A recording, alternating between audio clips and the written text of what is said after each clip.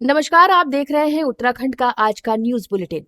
आज बात करेंगे उत्तराखंड में 8 जून से शुरू होने वाले एसआईआर की, यूसीसी के तहत हलाला के पहले केस की, उत्तराखंड क्रांति दल यानी उक्रांद की बढ़ती सक्रियता की, उत्तराखंड पुलिस के ऑपरेशन प्रहार की, एआई ऑन व्हील्स पहल की और चार धाम यात्रा पर मौसम के असर की।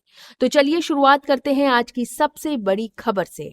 खबर नंबर 1, उत्तराखंड में 8 जून से शुरू होगा एसआईआर अभियान।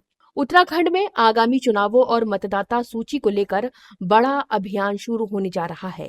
राज्य में 8 जून से एसआईआर यानी स्पेशल इंटेंसिव रिवीजन अभियान शुरू किया जाएगा। इस अभियान के तहत वोटर लिस्ट का विशेष पुनर्निरीक्षण किया जाएगा। चुनाव आयोग का लक्ष्य है कि फर्जी, मृत और डुप्लीकेट वोटरों के नाम हटाए जाएं और नए पात्र मतदाताओं को जोड़ा जाए। इस अभियान में बूथ लेवल अधिकारियों यानी बीएलओ की बड़ी भूमिका रहने वाली है। घर घर जाकर दस्तावेजों का सत्यापन किया जाएगा। राजनीतिक जानकार मानते हैं कि आने वाले चुनावों से पहले ये अभियान काफी अहम माना जा रहा है, क्योंकि इससे वोट बैंक की राजनीति पर भी असर पड़ सकता है। खबर नंबर 2, तीसरा विकल्प बनने में जुटा उक्रांद। उत्तराखंड की राजनीति में एक बार फिर उत्तराखंड क्रांति दल यानी उक्रांद सक्रिय होता दिखाई दे रहा है। उक्रांद लगातार खुद को राज्य में तीसरे राजनीतिक विकल्प के तौर पर पेश करने की कोशिश कर रहा है। पार्टी राज्य आंदोलन की विरासत और क्षेत्रीय मुद्दों को फिर से जनता के बीच उठा रही है। बेरोजगारी, पलायन, भू कानून और मूल निवास जैसे मुद्दों पर उक्रांद लगातार सरकार को घेर रहा है। राजनीतिक विशेषज्ञों का मानना है कि अगर उक्रांद अपनी सक्रियता बढ़ाता है तो बीजेपी और कांग्रेस दोनों के वोट बैंक में सेंध लग सकती है। खास तौर पर पहाड़ी जिलों में क्षेत्रीय भावनाओं को उक्रांद फिर से मजबूत करने की कोशिश कर रहा है। हालांकि सबसे बड़ा सवाल यही है कि क्या उक्रांद इस बार सिर्फ मुद्दे उठाने तक सीमित रहेगा या फिर चुनावी जमीन पर भी बड़ा असर दिखा पाएगा। खबर नंबर 3, यूसीसी के तहत हलाला का पहला मामला दर्ज।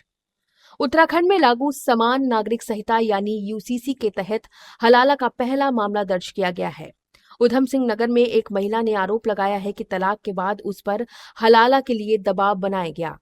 महिला की शिकायत के बाद पुलिस ने मामला दर्ज कर जांच शुरू कर दी है। इस मामले के सामने आने के बाद पूरे देश में यूसीसी को लेकर चर्चा तेज हो गई है। राज्य सरकार का कहना है कि महिलाओं की सुरक्षा और अधिकारों की रक्षा के लिए कानून का सख्ती से पालन कराया जाएगा।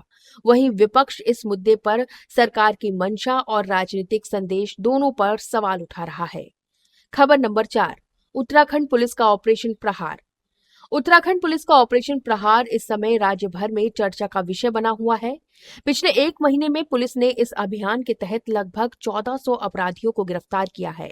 इसके साथ ही 15,000 से ज्यादा चालान काटे गए हैं। अवैध गतिविधियों, नशा तस्करी, हिस्ट्री शीटर और सड़क अपराधों पर खास फोकस रखा गया है। पुलिस अधिकारियों का कहना है कि ये अभियान आगे भी जारी रहेगा और अपराधियों के खिलाफ जीरो टॉलरेंस नीति अपनाई जाएगी। ऑपरेशन प्रहार के बाद कई जिलों में अपराधियों के बीच डर का माहौल देखा जा रहा है। खबर नंबर 5, राज्यपाल ने एआई ऑन व्हील्स को दिखाई हरी झंडी। उत्तराखंड के राज्यपाल लेफ्टिनेंट जनरल गुरमीत सिंह ने देहरादून में एआई ऑन व्हील्स पहल की शुरुआत की। इस मोबाइल टेक्नोलॉजी लैब का मकसद गांव-गांव तक आर्टिफिशियल इंटेलिजेंस और डिजिटल शिक्षा पहुंचाना है। इस पहल के जरिए छात्रों और युवाओं को एआई, रोबोटिक्स और नई तकनीकों की ट्रेनिंग दी जाएगी। राज्यपाल ने कहा है कि आने वाला समय टेक्नोलॉजी और इनोवेशन का है और उत्तराखंड को इसमें पीछे नहीं रहना चाहिए।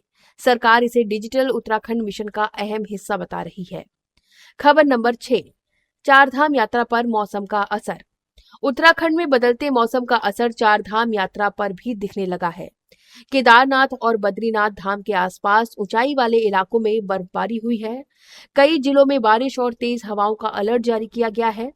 मौसम विभाग ने अगले 36 घंटों के लिए ऑरेंज अलर्ट जारी कर दिया है। प्रशासन ने यात्रियों से अपील की है कि यात्रा से पहले मौसम अपडेट जरूर देखें। वहीं चारधाम मार्गों पर एसडीआरएफ, पुलिस और स्वास्थ्य विभाग की टीमें भी तैनात कर दी गई हैं।